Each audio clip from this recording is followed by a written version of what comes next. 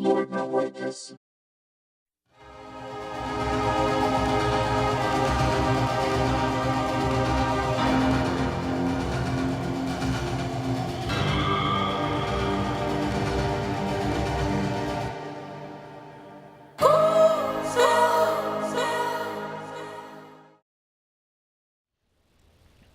Okay, I'm Alan Loibner-Waitkus, and this is Intro to Digital Photography. And I'm feeling a little under the weather today, so I apologize for that. And what I've decided to do, and I think I've explained before, my background is in photojournalism, which will be a lot to do with the next assignment after your nature assignment, which is assignment nature, sculpture, statuary, or architecture. So what I've done is found two videos by people a little more knowledgeable than I am, and I think who have access to better camera equipment and can sort of show you what to do here to this video. So the first video is on how to shoot nature, and it's really good, and the second video is on how to shoot architecture. So hopefully these will be helpful, and if you have any questions, like I said at the end, as always, give me a call. Hey everybody, welcome to Professional Photography Tips. I'm Josh Cripps, and I'm going to show you how you can take amazing photos with any camera, whether it's an SLR or an iPhone, all by understanding 7 simple principles of photography. Now these principles are dramatically oversimplified, totally subjective, and the list is by no means exhaustive or comprehensive. Nevertheless, if you're new to photography and wondering how to start improving your images, this is a great place to begin, so let's dive in. Fill the frame with what you like. This is the most important rule of photography and the only rule you should never break. See this great picture of a flower? No! This is much better. Now, zooming is okay, but the best zoom lens is your legs, so get closer. Am I close enough? No. Now am I close enough? Nope. Is this close enough? Maybe. Now this goes for everything you could possibly want to shoot. Landscapes, wildlife, people, sea monkeys. Fill the frame with what you like and get rid of everything else. Boring blue sky not exciting you? Get rid of it. Tree branches, lunch boxes, random people, other clutter distracting the elements? Ditch it, ditch it, ditch it. Philosophically, this is your task every time you take a picture. Figure out what the photo is really about. Fill the frame with those elements and get rid of everything else. A good photo is like a caricature. It simplifies and exaggerates. Now that you've figured out what to put in your photo, think about how you can exaggerate its characteristics. Use contrasting colors to make your subject stand out. Use other objects to create a sense of scale, big or small. Use a long shutter speed to emphasize movement, or zoom in on one particular feature. Try changing your focal length, your perspective, or your white balance to exaggerate certain characteristics. When you simplify and exaggerate, you create photos with focus and punch. Instead, use the rule of thirds. Divide your photo up into an imaginary tic-tac-toe board, then place the most important elements on those vertical and horizontal lines. This lets us define a relationship between our subjects, emphasize what you think is most important, or create a visual gateway through the photo. So instead of this, try this. And instead of this, do this. Or even this. Hot damn, our photos are looking better already. The major exception to the rule of thirds is anytime you want two parts of your photo to have the same visual weight.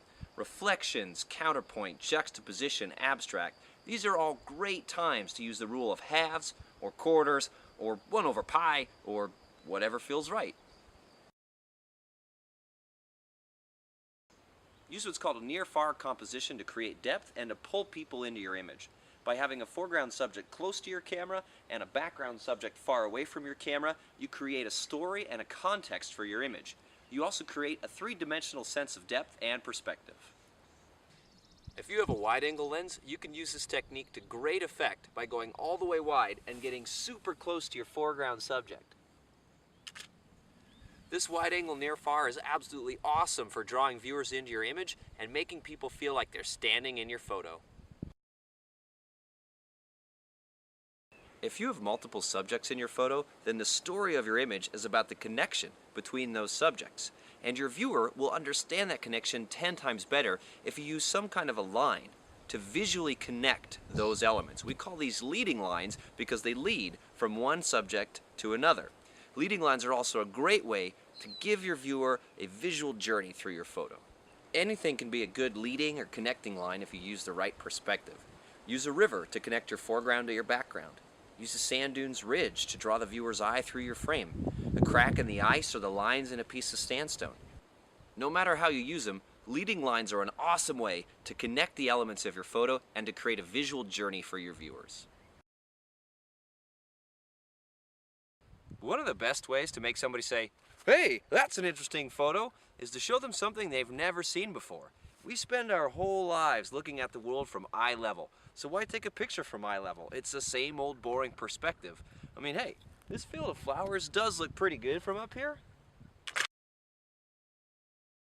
But from down here, things take on a whole new life. So get up, get down, get on the ground, and show the world your perspective.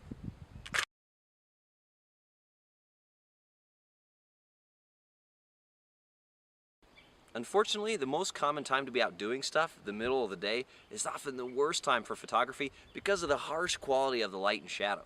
So what can you do? Well, the best solution photographically speaking is to come back another time. Sunrise and sunset usually offer the most interesting skies and the most pleasing light on your foreground. Alternatively, you can move into the shade.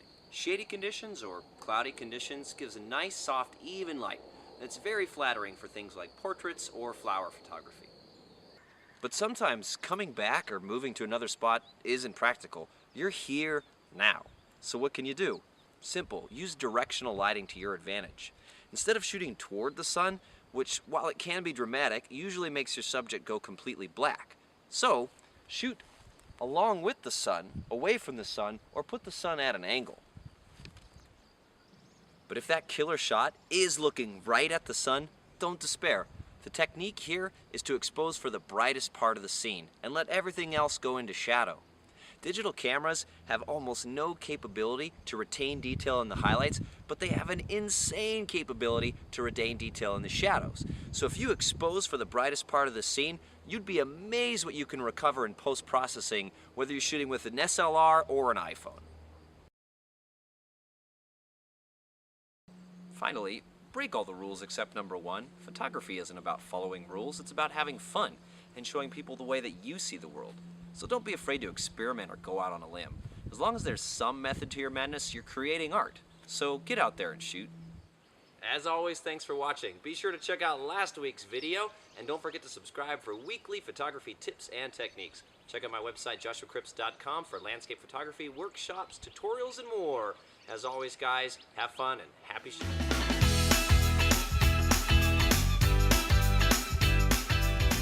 Hi, I'm Doug McKinley and you're watching Adorama TV. For today's segment, we're looking at architectural photography. We're here among the high-rises of London's financial district, the City of London, and using these great structures as our subjects. Adorama TV presents Stay Focused with Doug McKinley. Architecture is a really big topic, encompassing everything from modern glass towers, like the Gherkin behind me, to kids' sandcastles on the beach. Every urban setting, no matter where you are in the world, has tons of structures, many ripe for good pictures. But despite this diversity, there's some really cool tricks and tips that photographers can employ to tame this architectural beast.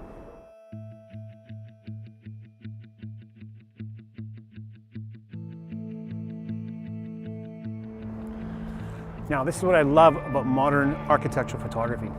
These buildings aren't just buildings, they're sculptures. And you know, Londoners have this really unique talent for naming their buildings. Now, if you look in the far distance, that's called the walkie-talkie. And then the one behind me now, the inside-out building, is the Lloyd's of London building. And across here, this funny shaped one is called the cheese grater. And there's a black monolith, I have no idea what it's called, but we're gonna call it Darth Vader's home. And of course, the one that's the funny looking one in the distance there is the Gherkin, because it looks like a pickle. It's fantastic. What is the correct lens for architectural photography? Well, the cryptic answer is, how long is a piece of string? Personally, I favor the short zooms and short prime lenses, but also I use the longer ones as well, the 70 to 200s and even the 300. But if you're really going to get serious about doing architectural photography, the go-to tool is a tilt shift lens or a TS lens. But because they cost more than your firstborn, few of us have money to buy them. So what we're going to do today is we're going to look at lenses that people will most likely have in their camera bag. For instance, a 24mm 1.4 lens. It's a great lens. A 16 to 35 zoom lens. A 24 to 70 zoom lens. These are all really good lenses for architectural photography. Even the bigger lenses, the 70 to 200mm, and sometimes the 300mm as well. It's buried under my stuff here. With all these lenses, they come in handy. They do their job at different times. One of the things we have to worry about with architectural photography, of course, is the distortion problem, especially when you're using a short lens. If you fall back a little bit, stand back with your short lens, and take some pictures of your buildings, oftentimes it looks like the buildings are falling over. Now we can fix that in the computer, in Lightroom or Photoshop, but if you're going to do that, make sure you've got enough room above and below your subject, because when you straighten it out in the computer, it tends to crop it in a little bit. And the longer lenses are fantastic for detail pictures, when you're standing back and you want to get pictures, say, of a row of windows or something. So every tool for the right job. When you're using these short lenses, get in close to the building and shoot straight up. This way the distortion works in your favor. And don't be afraid to kick your cameras off in funny angles. You never know what you're going to get. One of the first things I look for when I'm doing city pictures is the direction of light. It can affect the color, the shadows, the textures, and the reflections. Digital photography is immediate. We see our results within seconds after pressing the button. This is a fantastic tool when doing city pictures. We can fine-tune our composition, we can fine-tune our exposure, we can even check out to see which lenses work and which ones don't. So make sure you take advantage of these tools and move around. Don't be stuck in the same spot the whole time. So we've just stumbled onto a pretty interesting picture, in my opinion. So in front of me is Leadenhall Market, which is a Victorian building. And behind that is the building they call the Walkie Talkie, one of the newest buildings in London. So I'm just going to go ahead and get a couple of pictures of it. I just love the juxtaposition of the old and new.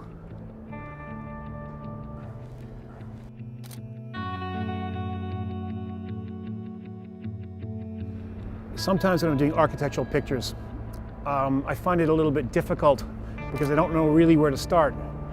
The surroundings can be really overwhelming at times. But if I spend about half an hour or so just taking detailed pictures and just let all those surroundings kind of soak in and get used to where I am, it just tends to be a little bit easier. And then I slowly move my way into the bigger pictures. So don't discount the little bits of stuff that are around you when you're looking at architectural pictures. Apart from the aesthetic considerations of your pictures, there's a few technical things we need to think about. Stabilization is first. We need to use a good tripod. We're here in Leadenhall Market. We're going to try and get this picture behind me, but I need to get the camera on the tripod.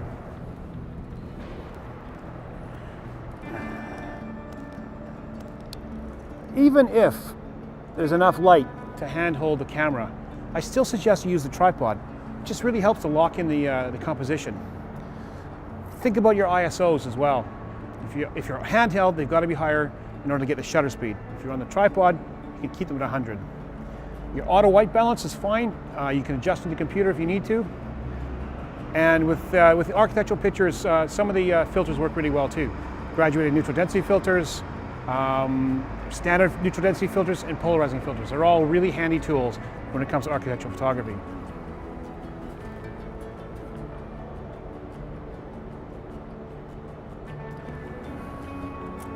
Architectural photography is more or less landscape photography. So we have to think about the rules of thirds, and linear lines.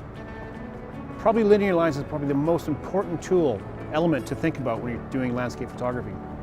So with this picture, for instance, we've got the sides of the Leadenhall Market drawing our viewer into the picture. We're using the linear lines in the buildings to help us bring our viewer into the picture and make them engage. Just quickly on this one, I've set the mirror to lock up and the timer to 2 seconds. That way we reduce any chance of camera shake. As for compositions, I like to think of that concept of KISS, keep it simple, stupid. Keep your compositions simple. Do not overcomplicate them. It just won't work right. Nice and simple. One of my favorite personal pictures of architecture was one I did just a week or two ago. I was down in Greenwich on a nice evening, and I managed this long shot with a long lens of Canary Wharf. and the O2 Arena, and you can see the red line of the new Emirates cable car going across the river. And in front, in the foreground, there's an old dock or an old wharf. And just the way it's sort of shaped and the way the light was falling on it, it's just a really nice image.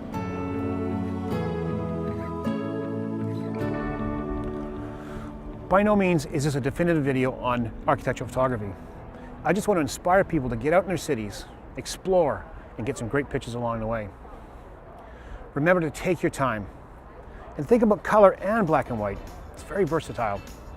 So that's it for me. I'm Doug McKinley for Adorama TV. Don't forget to subscribe to Adorama TV for more great tips and tricks. And do tell us what you think. You can like, comment, or share in this video. And stop by the Adorama Learning Center for more great tips and tricks. And don't forget to look up.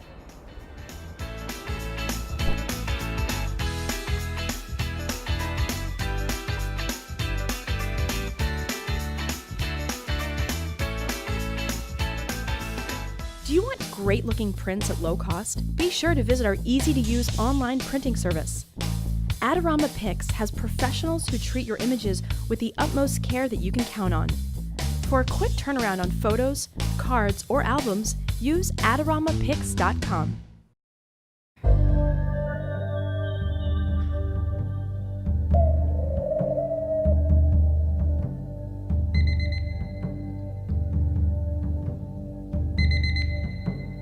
You know that little clock?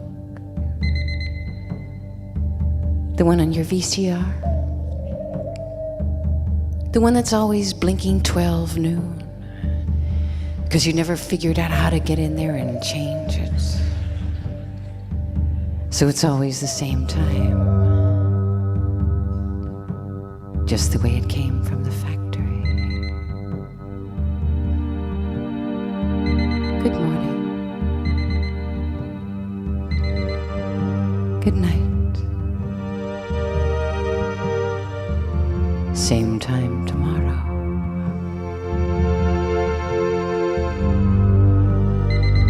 We're in record.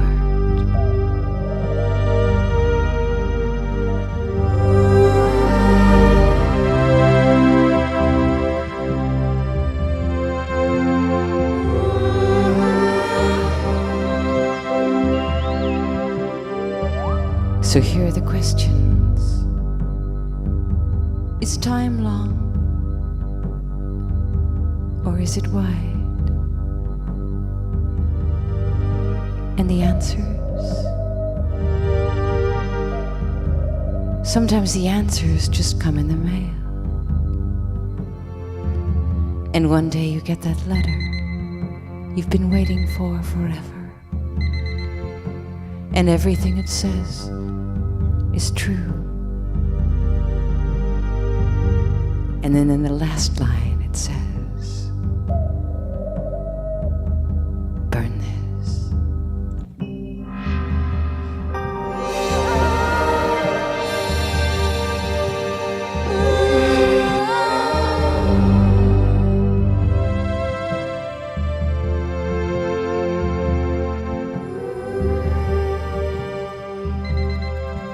And what I really want to know is this. Are things getting better? Or are they getting worse? Stop, stop. Pause, pause. We're in record.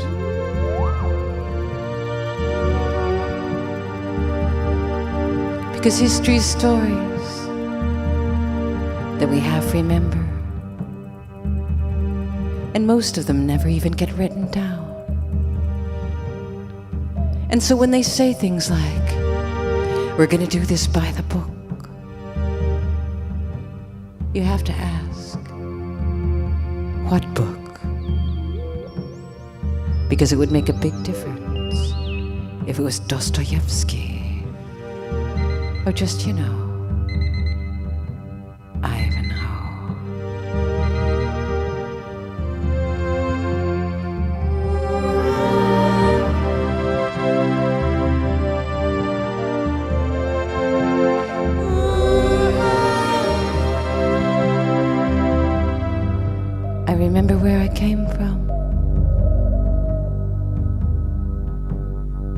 There were burning buildings and a fiery Red Sea. I remember all my lovers. I remember how they held me.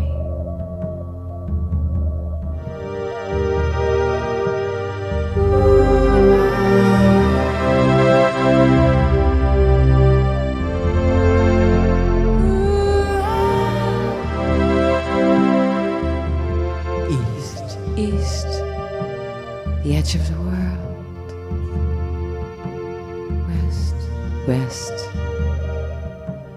those who came before me were in record.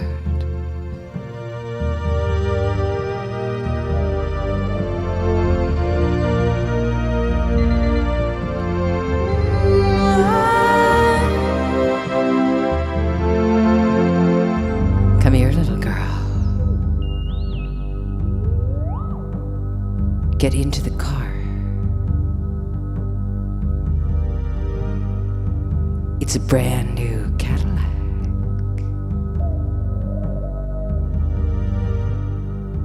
Bright red. Come here, little girl.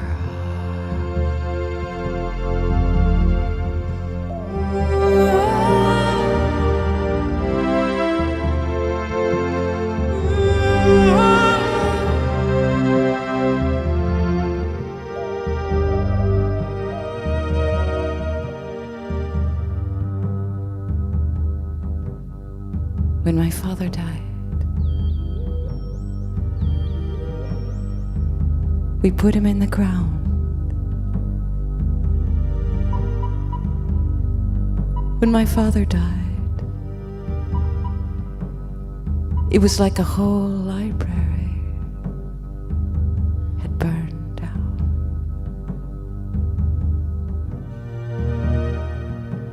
Stop, stop. Pause.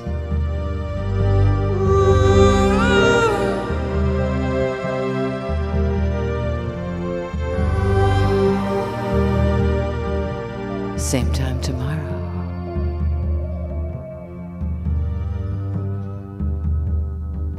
And wild beasts shall rest there. And owls shall answer one another there. And the hairy ones shall dance there. And sirens in the temples of pleasure.